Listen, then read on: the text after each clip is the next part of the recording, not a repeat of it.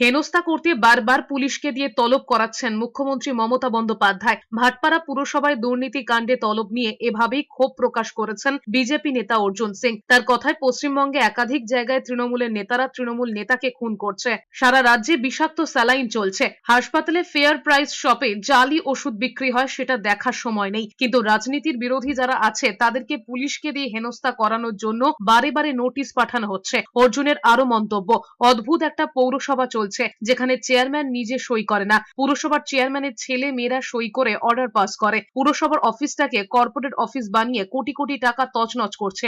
Birth certificate থেকে death certificate অব্দি পয়সা না দিলে পাওয়া যায় না। এলাকায় কোনো পরিষ্কার পরিচ্ছন্ন নেই, উন্নয়ন নেই, সেটা দেখবে না। মমতা বন্দ্যোপাধ্যায়কে চ্যালেঞ্জ করে অর্জুন সিং বলেছেন, যদি সৎ সাহস হয় তাহলে এই মামলাটি ইডি সিবিআই কে দিয়ে দিন।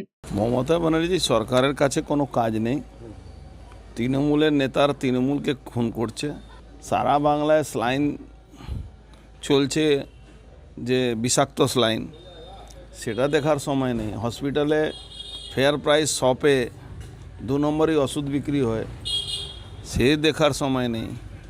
রাজনীতিক বিরোধী যারা আছে তাদেরকে পুলিশকে দিয়ে হ্যারাসমেন্ট করার জন্য বারে বারে নোটিশ পাঠানো হচ্ছে।